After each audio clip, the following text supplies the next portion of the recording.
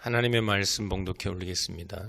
오늘 우리에게 주시는 하나님의 말씀은 빌립보서 2장 5절부터 11절입니다. 제가 봉독해 올리겠습니다. 너희 안에 이 마음을 품으라. 곧 그리스도 예수의 마음이니 그는 근본 하나님의 본체시나 하나님과 동등됨을 취할 것으로 여기지 아니하시고 오히려 자기를 비워 종의 형체를 가지사 사람들과 같이 되셨고 사람의 모양으로 나타나사 자기를 낮추시고 죽기까지 복종하셨으니 곧 십자가에 죽으심이라.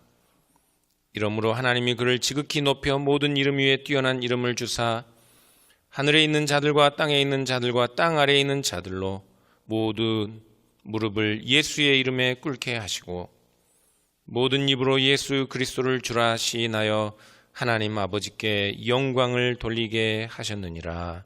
아멘. 높아지신 그리스도 예수 안에서라는 제목으로 하나님의 말씀을 전하겠습니다. 오늘 우리가 읽은 본문에서 6절부터 11절까지는 초대교회 성도들이 예배 중에 찬양하던 찬송시입니다. 이 찬송시의 전반부인 6절에서 8절은 그리스도의 낮아지심을 노래하고 있는데 지난 종료주일 3주일 전에 제가 설교한 바 있습니다. 이 찬송시는 짧지만 해석하기가 참 어렵습니다. 저는 지난 설교에서 5절과 6절을 우리가 가지고 있는 성경과는 다르게 번역하였습니다. 너희 안에 이 마음을 품으라. 곧 그리스도 예수의 마음이니, 이것을 뉴 잉글리시 바이블의 번역을 따라서 그리스도 예수 안에 있는 너희는 이 같은 것을 마음에 품으라고 번역했습니다. 그리고 헬라어 성경에서 5절 맨 앞에 나오는 지시대명사 이 같은 것을 그리스도 예수 안에 있는 마음을 가리키는 것이 아니라 바울이 빌립보서 2장 1절부터 4절에서 빌립보 교인들에게 충고하고 있는 그 내용을 가리키는 것이라고 설명하였습니다.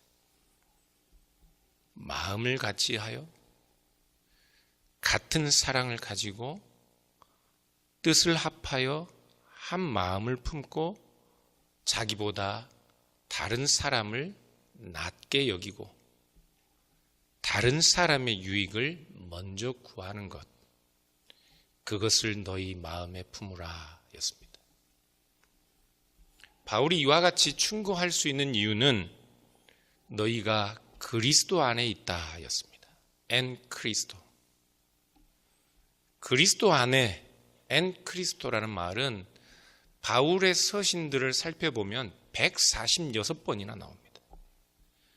그래서 엔 크리스토, 그 안에라는 이 용어만으로도 바울의 사상을 전부 설명할 수 있을 정도입니다.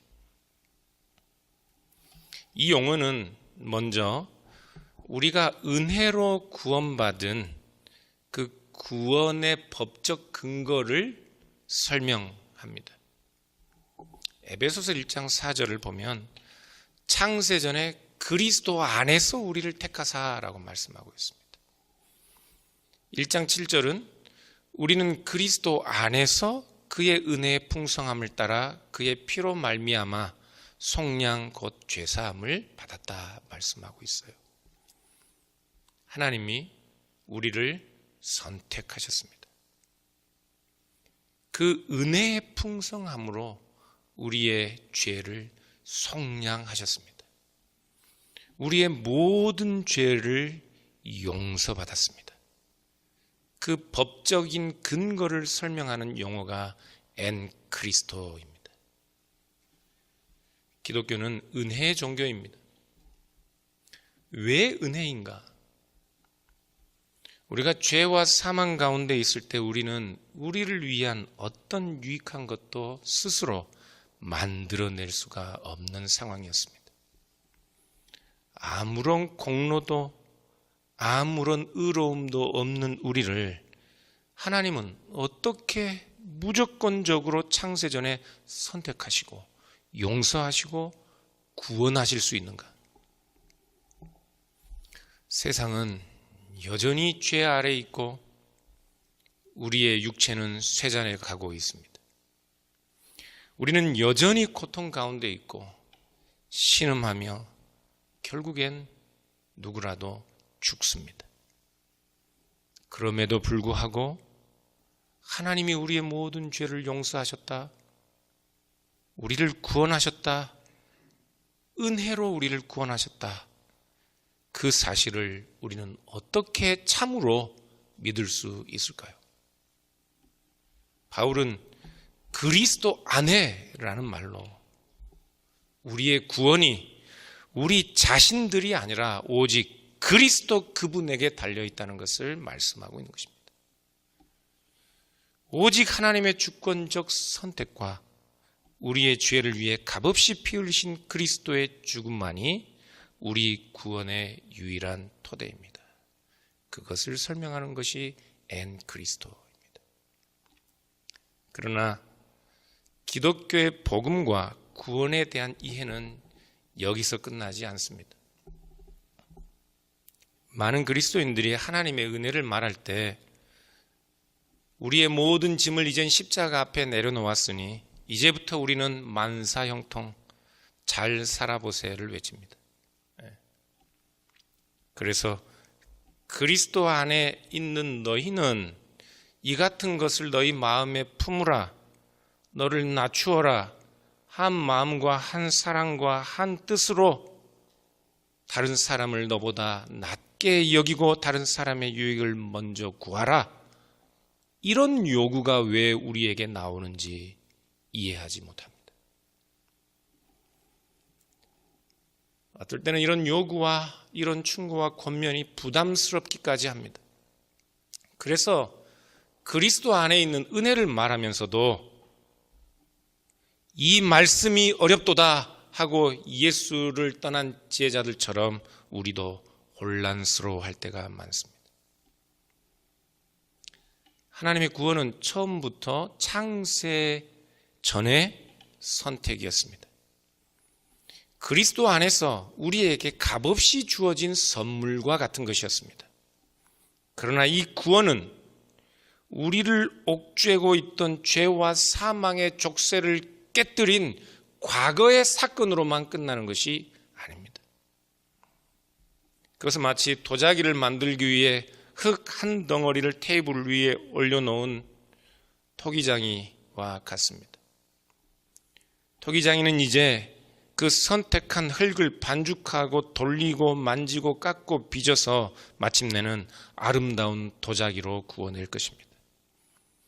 그런데 그 토기장이는 손에 든 흙덩이를 포기하거나 잘못 빚어진 도자기가 마음에 들지 않아 던져 깨뜨릴 수도 있습니다. 그러나 하나님은 결코 그러실 수 없습니다. 그리스도 안에서 우리를 선택하셨기 때문에 그렇습니다. 그래서 우리를 끝까지 빚으십니다. 끝까지 우리를 빚으십니다. 그리스도 안에서 우리를 선택하고 구원하셨기 때문에 하나님은 장차 우리를 거룩하게 하시는 그 일도 취소하거나 실패하실 수가 없습니다. 그것을 설명하는 것이 또한 그리스도 안에서입니다. 하나님이 그리스도 안에서 우리를 거룩하게 하시는 그 일을 지금도 하고 계시며 그 일을 장차 마치실 때까지 계속하실 것이라는 것을 설명하는 것이 엔 그리스도입니다. 고린도후서 5장 17절은 그런즉 누구든지 그리스도 안에 있으면 새로운 피조물이라 이전 것은 지나갔으니 보라 새 것이 되었도다 말씀합니다. 고린도전서 1장 30절은 너희는 하나님으로부터 나서 그리스도 예수 안에 있다라고 말씀하고 에베소서 2장 22절은 너희가 그리스도 예수 안에서 함께 지어져 가느니라고 말씀하고 있습니다. 우리는 영적으로 신비적으로 그리스도 안에 있습니다. 그리스도와 연합해 있습니다. 이처럼 그리스도 안에서라는 이 용어는 우리의 존재와 구원의 법적 근거를 밝히고 있고, 동시에 우리의 존재 방식, 우리가 어떻게 살아가야 하는가, 우리의 삶의 방식과 그 내용을 규정하고 있는 용어라고요. 그래서 그리스도 안에서라는 이 말 자체가 한 마음과 한 사랑으로 뜻을 같이 하고, 겸손하게 나보다 남을 낮게 여기고 다른 사람의 유익을 구하는 것, 그것을 우리의 마땅한 삶의 원리로, 삶의 내용으로 규정하고 있는 것입니다. 왜 그리스도 안에서가 자기 비움, 낮아짐, 겸손함이라는 것을 우리의 삶의 내용과 삶의 원리로 규정하고 있을까요? 에베소서 2장 6절 이하에 보듯이 지난 설교에서 살펴보았습니다만, 그리스도는 본래 하나님이셨습니다. 그리고 그는 하나님과 동등됨을 취하는 것으로 여기는 것이 아니라 자기를 비우는 것으로 여기셨습니다. 그래서 종의 형체를 가지셨고 사람의 모양으로 오셔서 자기를 낮추어 십자가에 죽기까지 복종하신 것입니다. 그 그리스도 안에 우리가 있습니다. 그 그리스도와 신비적으로 연합해 있다고요. 이것이 기독교가 말하는 복음입니다. 그러니 우리도 그리스도처럼 낮추고 겸손하지 않을 방법이 없습니다. 9절 맨 처음에 나오는 접속사, 우리 오늘 읽은 성경 본문 9절에 이러므로 라는 접속사가 나옵니다.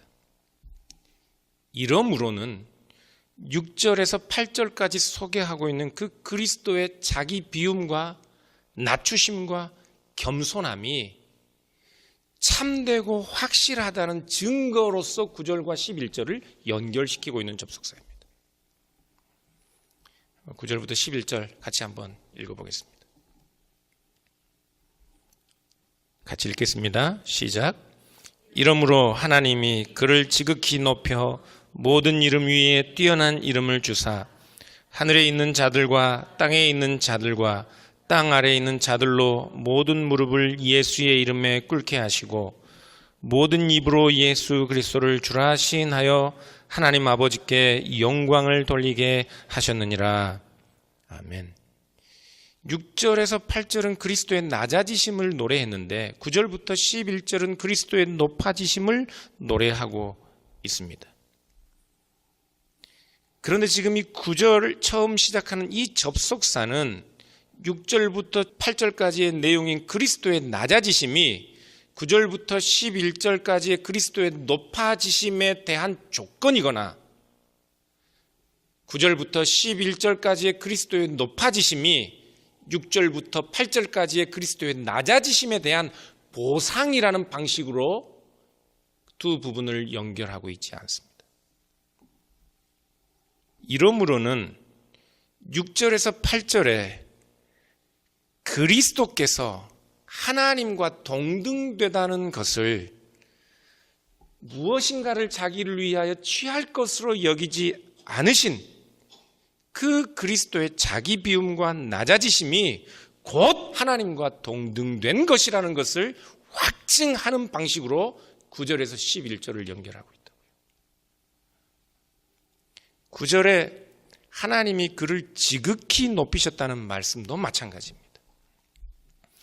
하나님이 그를 지극히 높이셨다는 말씀은 헬라어 문법적으로 살펴보면 이게 부정과거인데 과거의 어떤 사건을 가리키는 것 같습니다. 그리스도의 부활과 하늘에 올라 하나님 보좌 우편에 앉으신 승천을 언급하는 것 같습니다. 그래서 그리스도의 부활과 승천은, 그의 높아지심은 그리스도께서 자기를 비우시고 종의 모양으로 십자가에 죽으신 예수 그리스도의 그 낮아지심이 그의 실패나 그의 잘못이 아니라 오히려 그가 참되다는 것에 대한 확증으로서 9절에서 그리스도의 높아지심을 그 증거로서 제시하고 있는 것이라고요.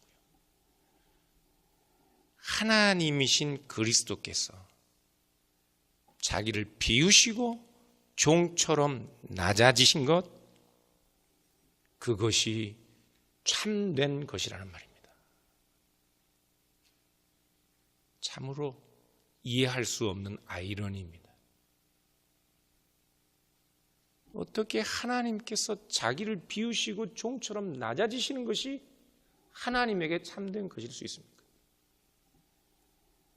그러나 오늘 성경은 그것이 오히려 참된 것임을 말씀하고 있다고요. 그리스도께서는 나중에 자신이 높아질 것을 보상으로 기대하고 낮아지신 것이 아니었습니다. 우리의 낮아짐이란 것, 그리스도의 낮아짐, 겸손함이라는 것은 하나님이신 그리스도께서 하나님답다는 것, 하나님과 동등되다는 것을 스스로 높여서 자신을 채우고 자신을 이롭게 하는 것으로 여기신 것이 아니라 자기를 비우고 낮아지시는 것을 하나님과 동등된 것으로 여기신 것 같은 겸손함이요 낮아짐입니다. 그리스도의 부활과 승천은 바로 그 겸손함이야말로 하나님의 방법이라는 하나님의 확증이었던 것입니다. 그러므로 사랑하는 여러분, 우리를 비우고 우리를 낮추고 우리도 다른 사람을 나보다 낮게 여기고 다른 사람의 유익을 먼저 구하는 그 길로 가야만 합니다. 가야만 합니다. 마태복음 18장 3절에 예수님은 제자들에게 이렇게 말씀하십니다. 진실로 진실로 너희에게 이르노니 너희가 돌이켜 어린아이들과 같이 되지 아니하면 결단코 천국에 들어가지 못하리라. 어린아이들과 같이 되라는 말은 어린아이들이 마음이 겸손하고 깨끗하니까 그 어린아이들을 본받으라는 말이 아닙니다. 아이들도 겸손하지 않습니다. 아이들도 마음이 깨끗하지 않아요. 어린아이들과 같이 된다는 말은 예수님 당시의 사람들은 어린아이들을 아직 판단력이 부족하고 경험이 없어서 어리석은 자들로 보았기 때문에 그렇습니다. 작은 자들입니다. 맞습니다, 여러분. 어린아이들은 판단력이 없어요. 어리석어요. 지난 월요일, 화요일 동안 제가 상처를 많이 받았는데 우리 세라가 이틀 동안 마이 지니 마이 지니를 노래를 불렀어요. 이 지니는 허영원 집사님 가정의 장남입니다. 이틀 동안 연거푸 마이 지니 오빠 마이 지니 오빠, 제 마음은 뭉개지는 것 같았습니다. 세라의 마음을 얻기 위해서 저는 어쩔 수 없이 제가 싫어하는 사탕을 흔들어야 했습니다. 마이 지니 대신에 마이 아빠를 부르게 하는 것 별로 어렵지 않더라고요. 사탕 하나면 됐습니다. 그런데 이 세라는 또 다른 사탕 하나에 홀랑 저를 배신할 거예요. 그리고 하루 종일 또 제가 아닌 다른 사람의 이름을 부를 것입니다. 세라에게 사탕 흔들지 마십시오. 아세요? 우리도 이런 어린아이들처럼 작은 사탕 하나에 우리의 마음들이 오고 간다는 사실을. 우리도 어린아이와 같습니다. 크게 다르지 않아요. 그런데 우리는 아닌 줄 안다고요. 그래서 예수님께서는 너희가 너희 스스로를 어린아이같이 약하고 아직 판단력이 없는 자들처럼 그렇게 너희를 낮은 자로 알지 못하면, 그렇게 너희들을 낮추지 않으면 결코 천국에 들어갈 수 없다고 말씀하는 것입니다. 그래서 천국에 들어간 자들은 자신을 낮추는 자들입니다. 자기를 낮추는 자들이 바로 천국에서 큰 자들이라고 예수님은 곧 이어서 말씀하시는 이유입니다. 예수님이 동일한 말씀을 마태복음 23장 11절에서는 이렇게 말씀하셔요. 너희 중에 큰 자는 너희를 섬기는 자가 되어야 하리라. 누가복음 22장 25절 26절은 예수께서 이르시되 이방인의 임금들은 그들을 주관하며 그 집권자들은 은인이라 칭함을 받으나 너희는 그렇지 않을지니 너희 중에 큰 자는 젊은 자와 같고 다스리는 자는 섬기는 자와 같을지니라. 이렇게 말씀합니다. 하나님이 우리를 높이시는 자리에 우리가 앉는다는 것, 하나님이 우리를 천국에 앉게 하신다는 것, 그것은 우리가 자기를 비우는 자가 되고 자기를 낮추고 우리가 자기의 유익이 아니라 다른 사람의 유익을 구하고 섬기는 자가 되고 그것을 즐거워하는 자가 된다는 것을 의미합니다. 큰 자가 되는 것을 즐거워하는 것이 아닙니다. 오늘 본문은 자기 비움과 이 겸손이 어떻게 그리스도 예수 안에서 우리의 삶의 본질적인 내용이어야 하는지 지치지 않고 계속해서 말씀합니다. 9절을 보면 그리스도는 모든 이름 위에 뛰어난 이름을 얻으셨다고 말씀합니다. 10절은 그 모든 이름 위에 뛰어난 이름, 하늘과 땅과 땅 아래에 있는 모든 것들이 마치 하나님 앞에 무릎을 꿇듯이 무릎을 꿇어야 하는 그 이름이 예수라고 말씀합니다. 부활하고 승천하여 지금 모든 이름 위에 뛰어난 이름으로 그 영광스러움을 얻으신 이름, 그 이름을 종처럼 낮아져 십자가에 죽기까지 순종하신 갈릴리 나사렛의 예수라고 언급하고 있습니다. 예수라고 언급하는 이유는 부활하신 그리스도의 영광스러운 보좌에 앉으신 그 그리스도 안에 있는 우리가 자칫 승리주의와 영광의 신학에 도취되어 자기를 비우고 낮춘 이 겸손과 순종, 이것을 휴지 조각처럼 버리는 그 일을 경고하기 위해 십자가에 죽으신 나사렛 예수의 이름을 언급하고 있는 것입니다. 기독교는 하나님의 본체이셨으나 하나님 되심을 취하는 것이 아니라 자기를 내어주는 것으로 아셨던, 그래서 사람의 모양으로 종처럼 십자가에 죽기까지 순종하신 예수를 모든 무릎이 꿇어야 하는 주와 하나님으로 믿는 종교입니다. 기독교는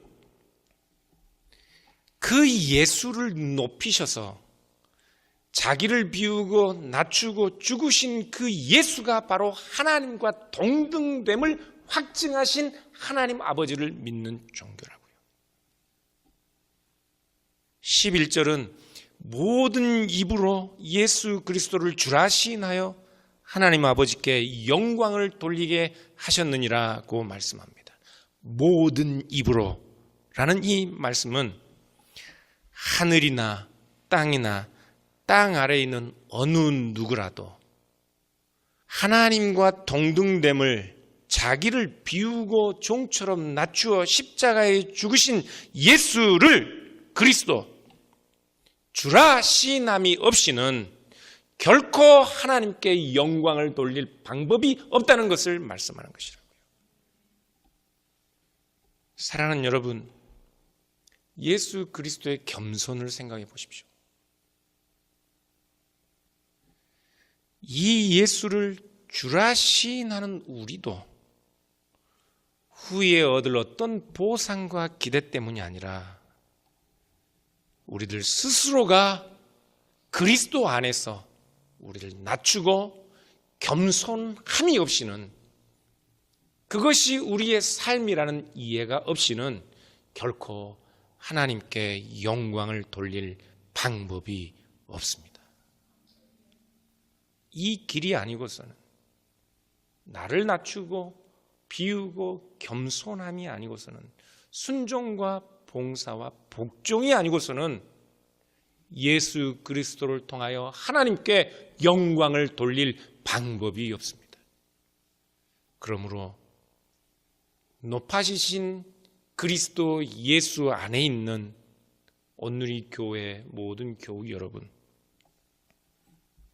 우리가 우리 자신들을 그리스도 안에서 그리스도의 부활과 생명을 우리의 것으로 여기는 하나님 보좌 우편의 그리스도 안에서 함께 앉은 자로 우리 자신들을 여길지라도 오직 이 길, 자기를 비우고 낮추고 다른 사람의 유익을 먼저 구하는 그 길, 그 겸손이야말로 우리가 가야 할 유일한 길이라는 사실을 명심하시기를 바랍니다.